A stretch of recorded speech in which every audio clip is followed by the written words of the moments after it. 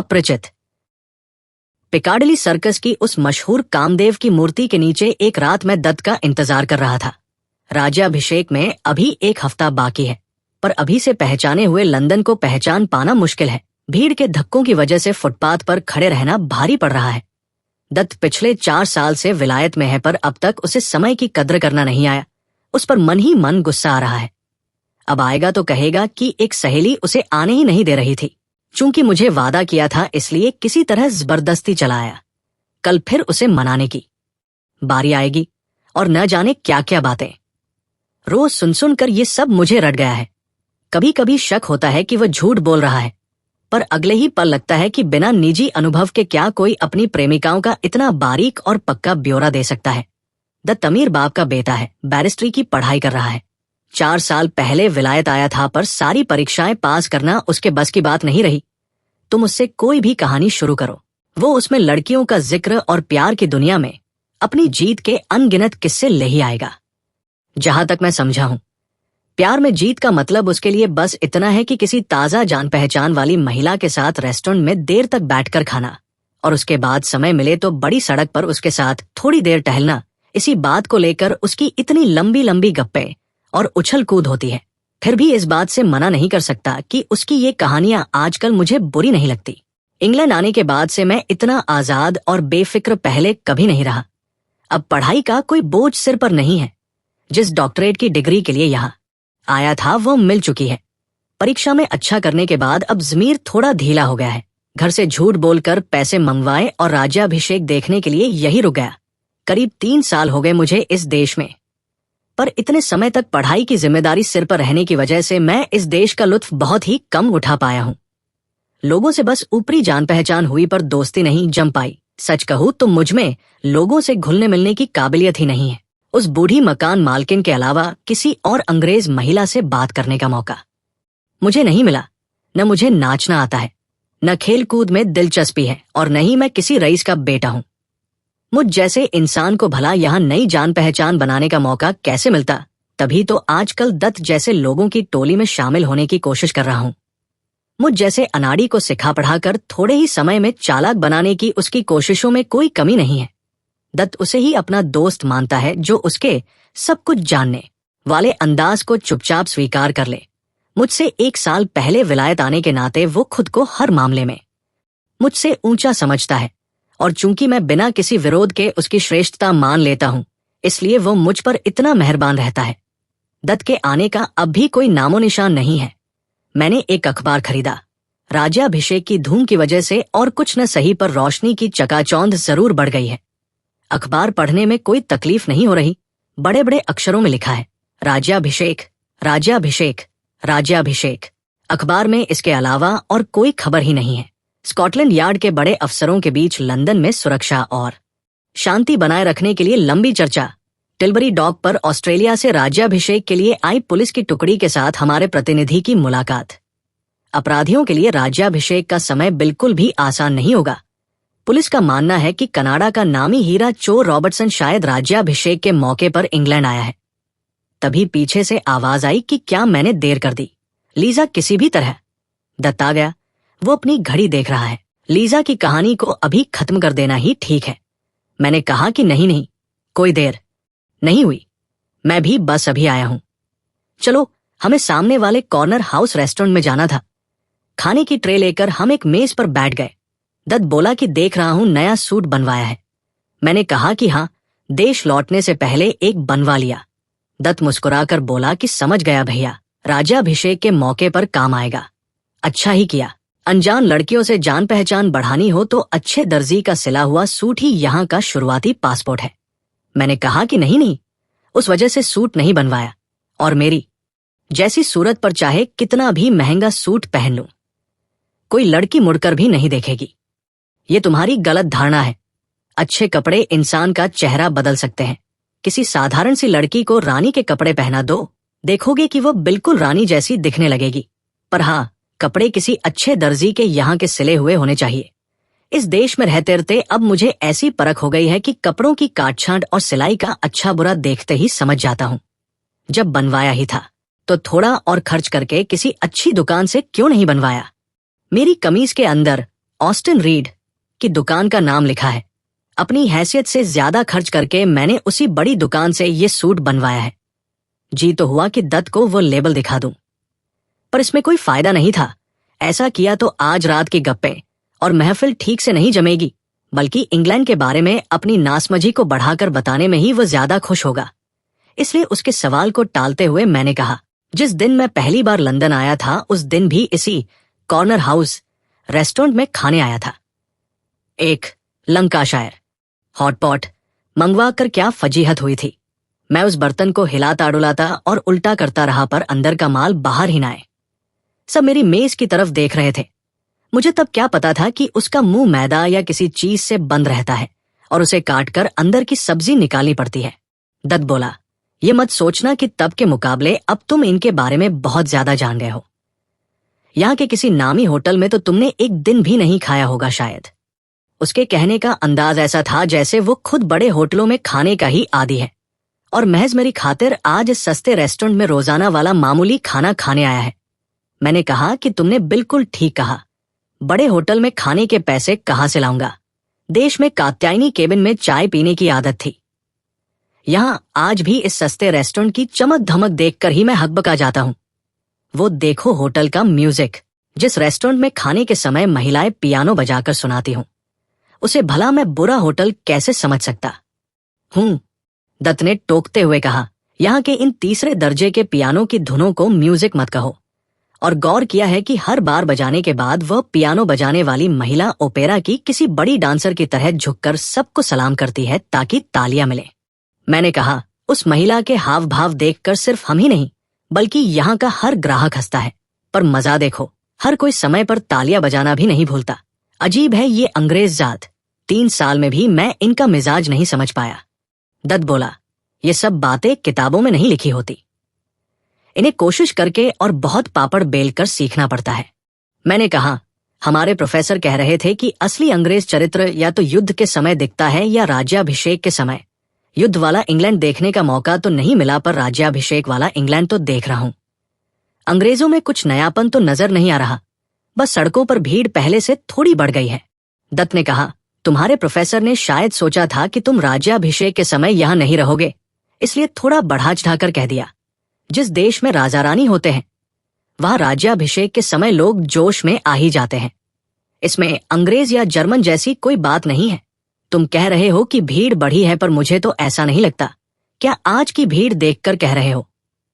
Piccadilly circus में हर शनिवार को ऐसी ही भीड़ होती है, बल्कि आज तो मुझे भीड़ थोड़ी कम ही लगी। राज्याभिषेक तो शनिवार की शाम का बस एक बढ़ा हुआ रूप है, उससे ज्यादा कुछ नहीं। लो कर लो बात।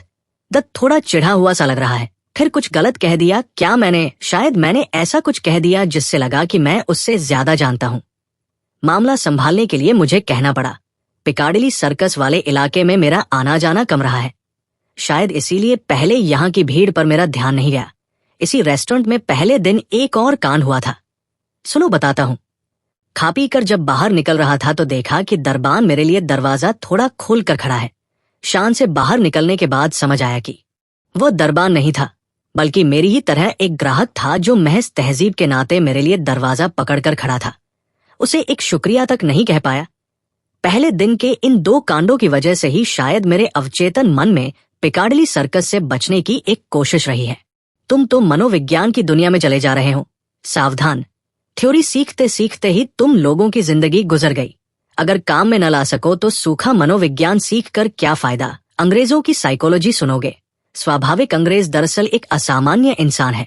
ये बेजान जात इंसान बनती है हफ्ते में बस एक दिन, शनिवार की शाम को। क्या आज तुम्हें कुछ अलग सा महसूस नहीं हो रहा है?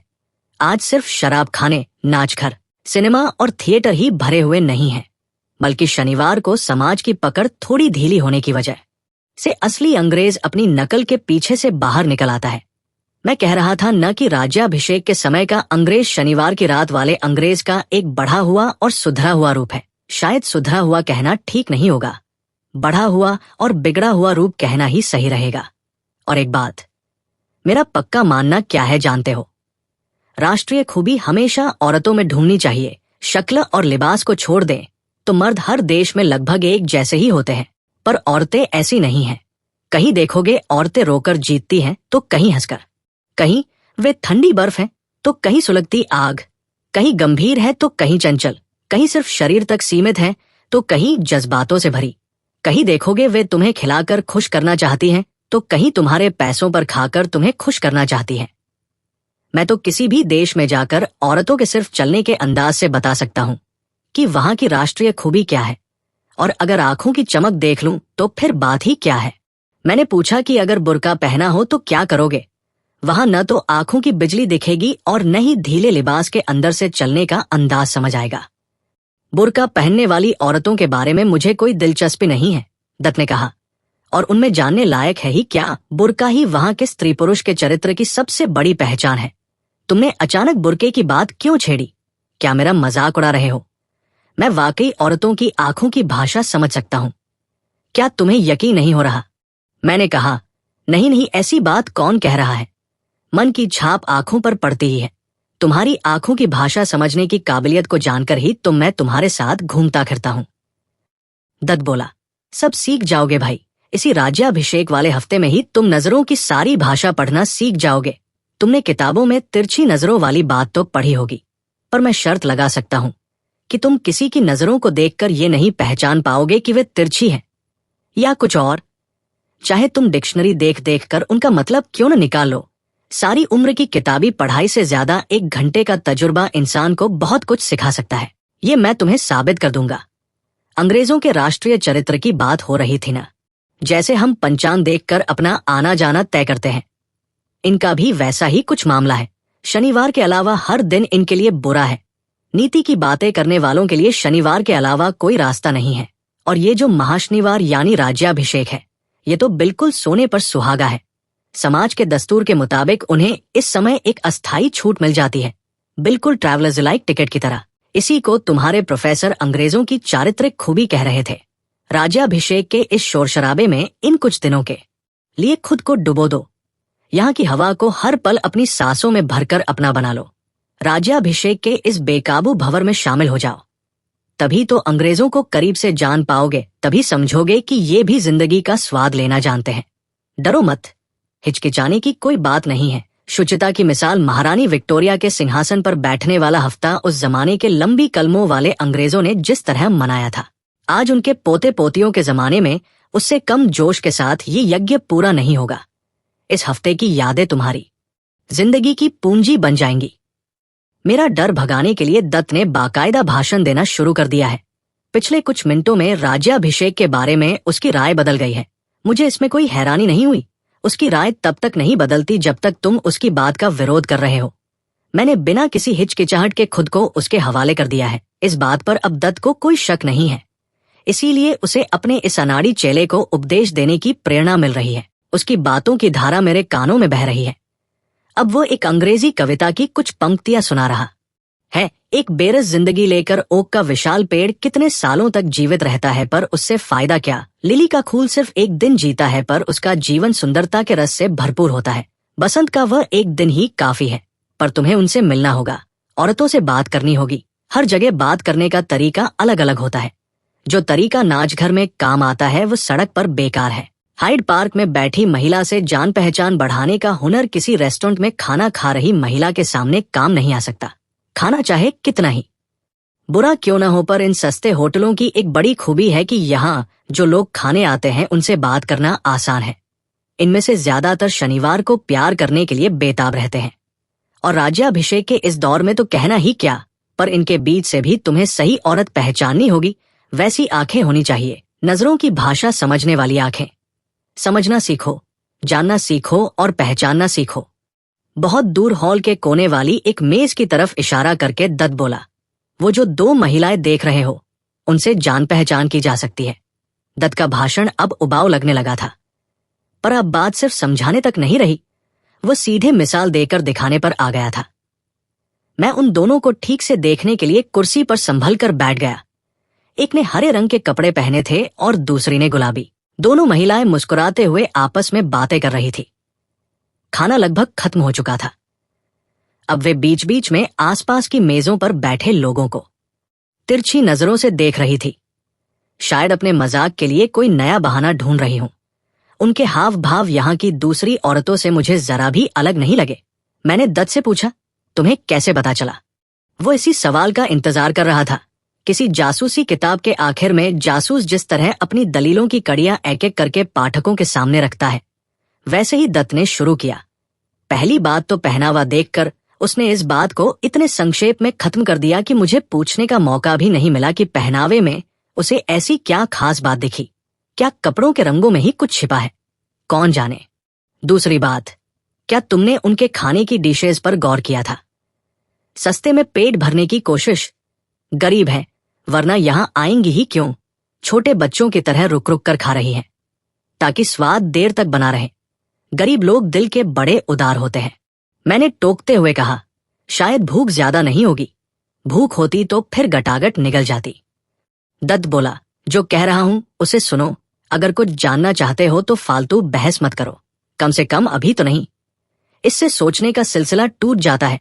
तुम्हारे सारे सवालों का जवाब बाद में दूंगा। वो देखो, वो देखो, ताका ताका हमारी तरफ देख रही हैं। इस तरह देखना ही असली बात है, पक्का लक्षण है। सच में हरे कपड़ों वाली महिला ने फिर से इस तरफ देखा।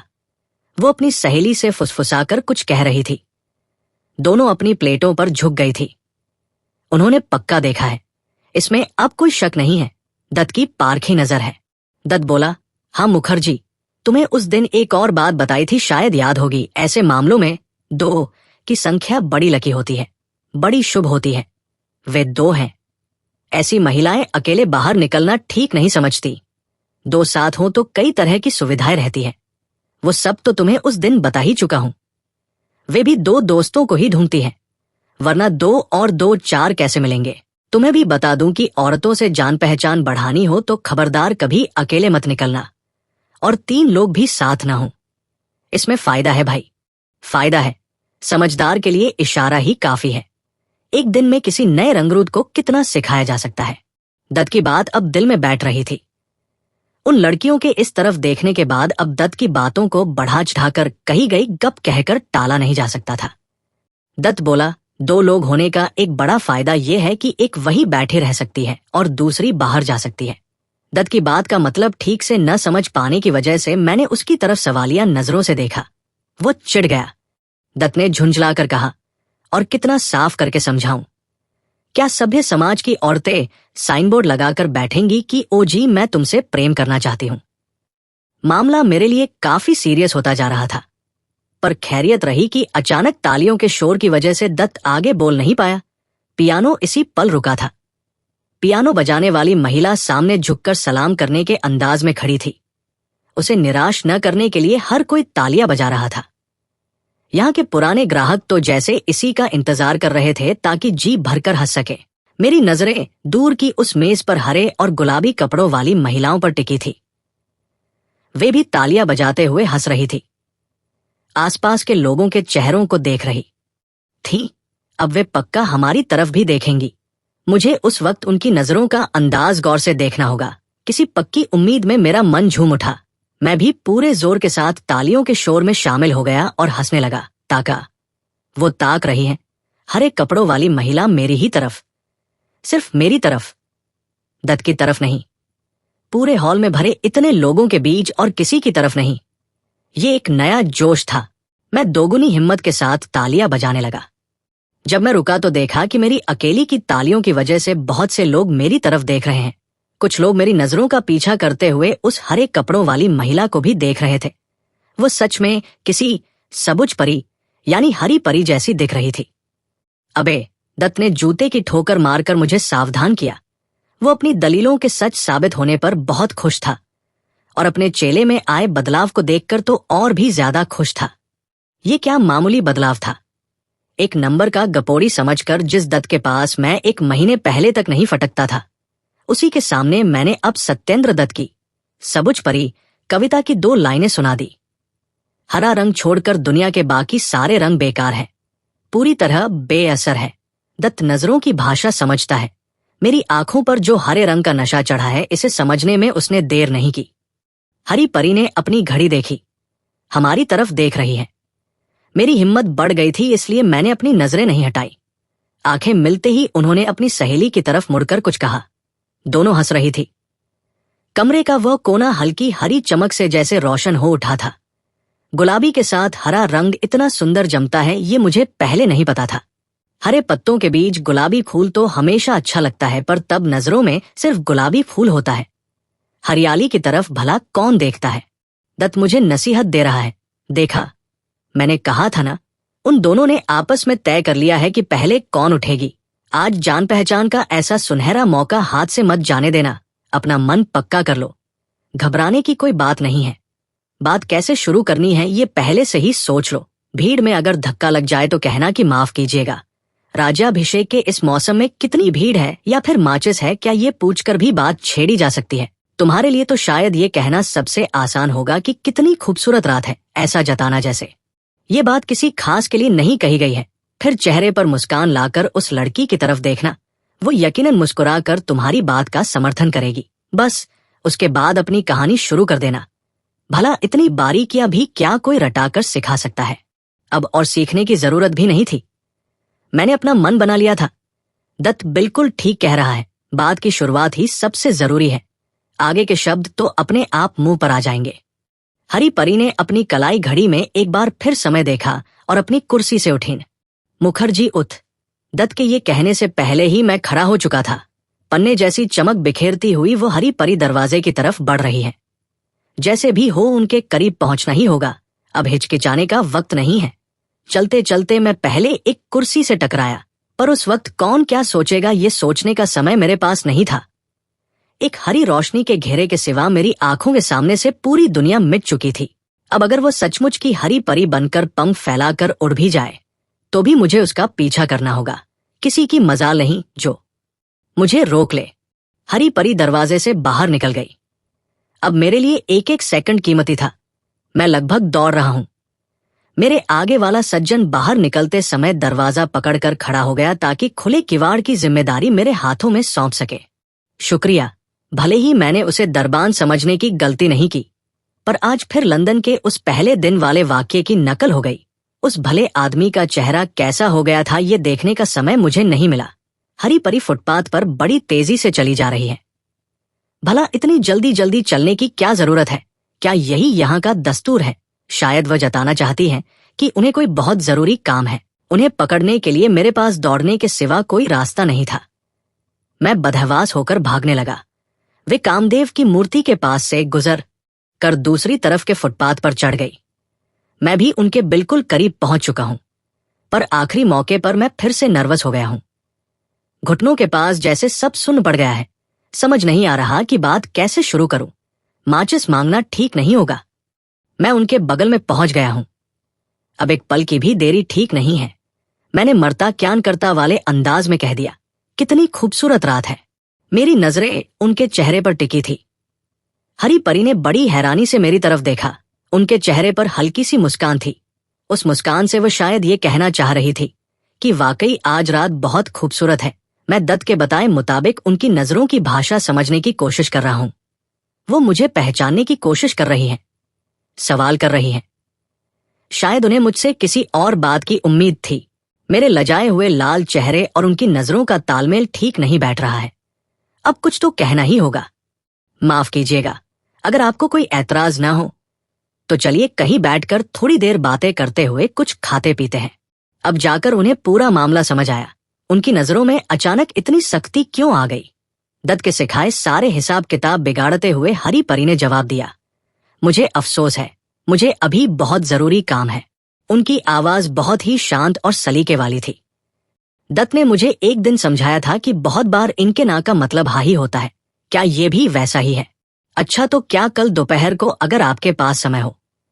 मेरी बात बीच में ही काटकर हरी परी बोली, नहीं मुझे अफसोस है, कल भी मुझे काम है। इस बार उनकी आवाज और भी पक्की थी। आंखों में चिढ़ साफ दिख रही थी।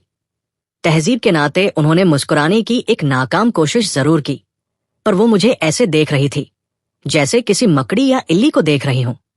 अब गलत समझने की जरा भी गुंजाइश नहीं थी। 1 मिनट के तजुर्बे ने औरत की आंखों की भाषा को मेरे सामने पानी की तरह साफ कर दिया था।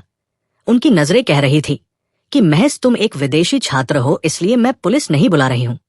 वरना तुम जैसे लोगों के साथ कैसा बर्ताव करना चाहिए ये मुझे अच्छी तरह पता है। धरती फट जाए और मैं उसमें समा जाऊं। शर्म के मारे मुझे ये भी समझ नहीं आ रहा कि अपनी नजरों को कहां छुपाऊं।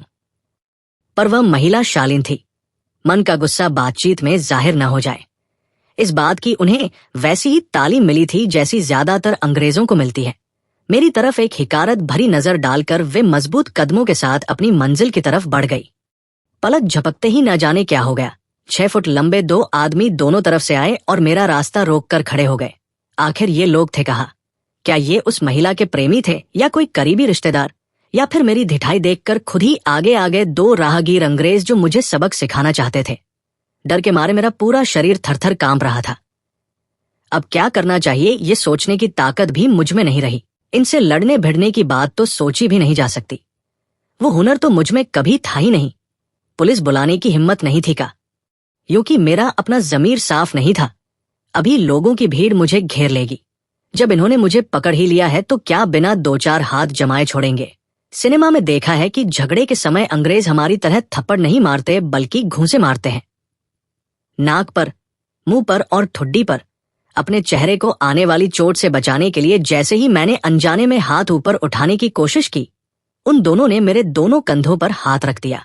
कलेजा धक से रह गया। मुझे याद आया कि लंदन की सड़कों पर जब पुलिस किसी को गिरफ्तार करके ले जाती है तो एक आदमी दाएं बगल से अपना हाथ डालता है और दूसरा बाएं बगल से। अपराधी को पकड़कर दोनों तरफ से मार्च करते हुए ले जाने का ये नजारा मैंने कई बार देखा था। ये लोग भी बिल्कुल वही कर रहे हैं। क्या ये सादी वर्दी वाले पुलिस वाले हैं? दोनों ही लंदन पुलिस की तरह लंबे चौड़े हैं। उनका अंदाज भी वैसा ही सख्त और सधा हुआ है। अगर आसमान से बिजली भी गिर जाए तो भी ये अपना फर्ज निभाना नहीं भूलेंगे। कल के अखबार में पढ़ा था कि राज्याभिषेक वाले हफ्ते में हर सड़क पर सादी वर्दी में पुलिस तैनात रहेगी ताकि उपद्रवियों को ठंडा किया जा सके। तो फिर ये पक्का सादी वर्दी वाली पुलिस ही है। मैं बुरी तरह सहम गया हूं। उन्होंने काफी कड़क आवाज में पूछा कि तुम उससे क्या कह रहे थे?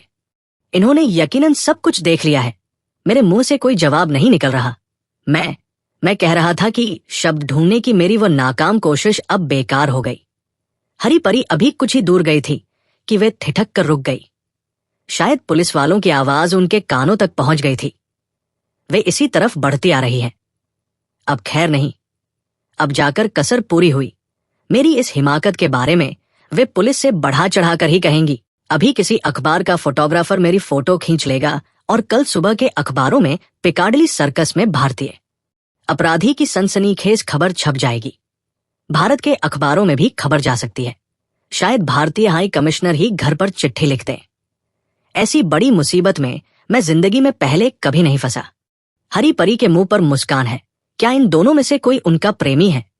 हरी परी ने कुछ दूर से ही हंसते हुए कहा, अच्छा सुनो, कल 3 बजे मैं तुम्हें फोन करूंगी, समझ गए ना? अभी चलती हूं। कल फोन पर बताऊंगी कि तुम्हारे घर कब आऊंगी।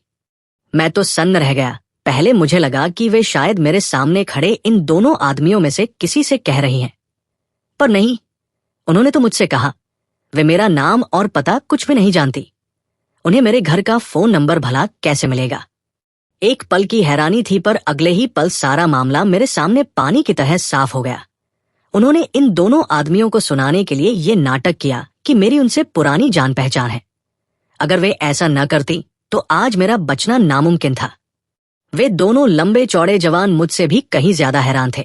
सिर्फ हैरान ही नहीं बल्कि शर्मिंदा भी। हरी परी की बात सुनते ही उन्होंने मेरे कंधों से अपने हाथ हटा लिए। अपनी गलती के लिए माफी मांगते हुए वे अब वहां से खिसकने का रास्ता ढूंढ रहे थे।